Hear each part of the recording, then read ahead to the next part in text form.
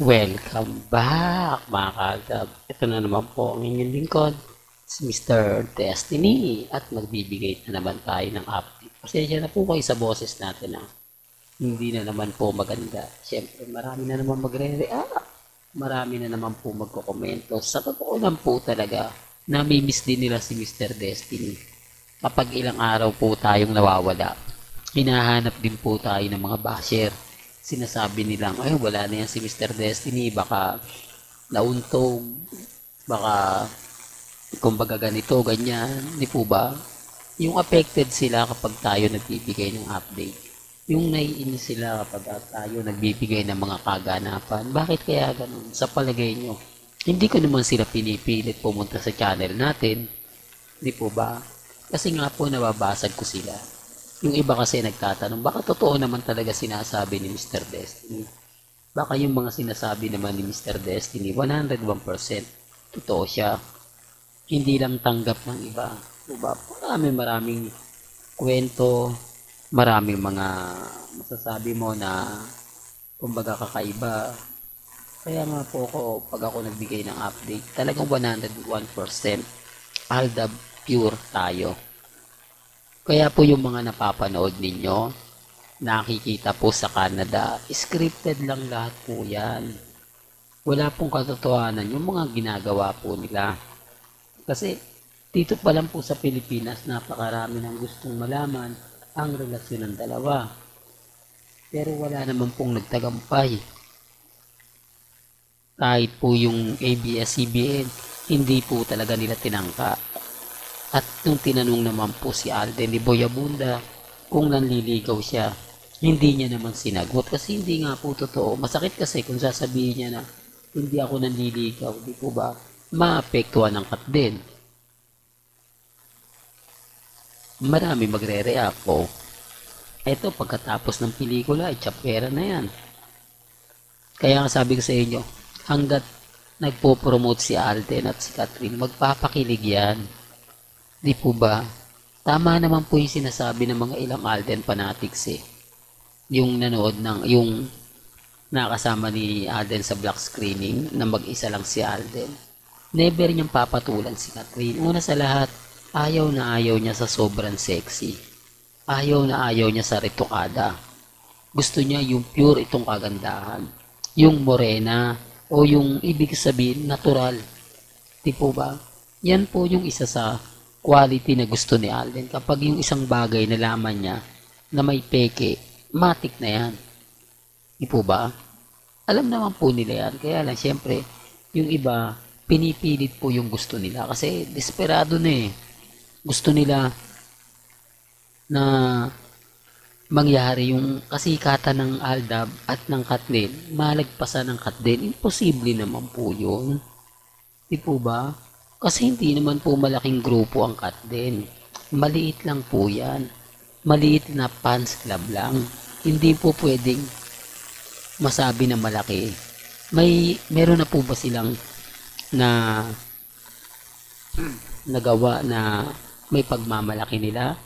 Meron po ba silang nagawa na kumbaga tatatak sa buong mundo? Wala po, ni isa.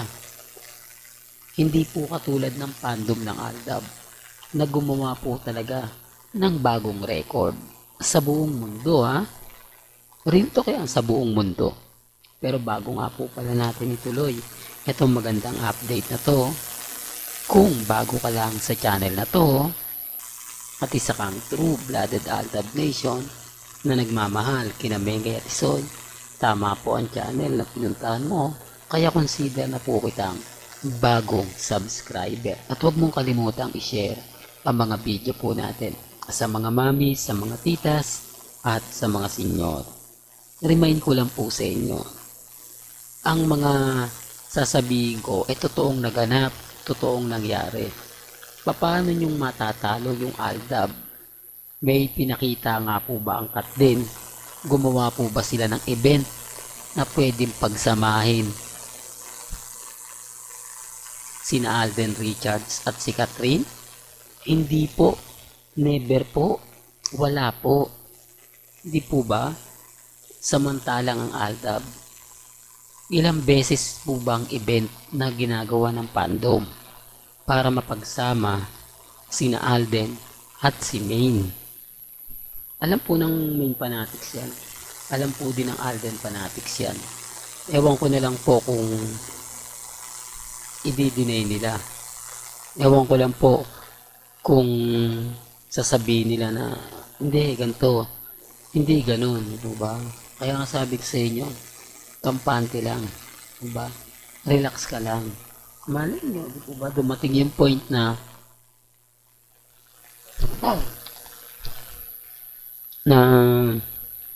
kumbaga, pasensya na po, nasa dulo ng dila natin. Hindi natin masabi. Dumating yung point na magkakatapatan. Di po ba? Hanggang ngayon po maraming alam ang Alden Fanatics at Main Fanatics sa mga sinasabi ko. Pero wala tikom lang talaga yung bibig nila eh. Ang nag-iingay lang naman po dyan, yung mga baguhang Alden Fanatics at yung mga Main Fanatics, yung mga admin. Pero yung totoong since 2015 Main Mendoza na, since 2015 Alden Fanatics na, alam po nila yan. Never pong sasabihin nila o i-deny nila yung mga pinapaliwanag at sinasabi ni Mr. Destiny. Hindi po talaga nila kayang tapatan ang Altab. Yan po yung totoo. Dahil wala naman po silang pinapakita. Tanging mga sinasabi lang po nila o pinapahayag lang po nila ay yung gusto lang po nila.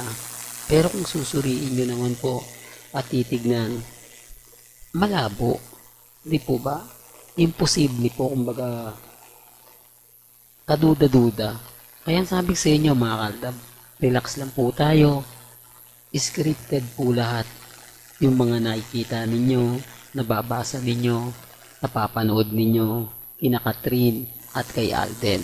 Pag uwi ng Pilipinas niyan, doon nyo lang po masasabi na, kumbaga, tapos na. Wala nang promotion, back to normal lang. Imposible naman po na magkita pa yung dalawa. Diyan nila malalaman kung magkikita pa o hindi na. O ba? Dahil wala nang pong promotion, wala nang dahilan o wala nang rason para magkita pa sina Alden at si Catherine. O ba? Yan ang tututukan po natin. Hanggang dito na lang po ang ating latest updates. Kaya kung gusto nyo pa po ng pinaka-latest at sariwang update, abay tumutok lang po kayo dito po sa channel ni Mr. Destiny para updated po kayo sa mga bago at sa mga latest po na i-upload po natin maya-maya lang. Hanggang sa muli, salamat po sa panonood at pakikinig.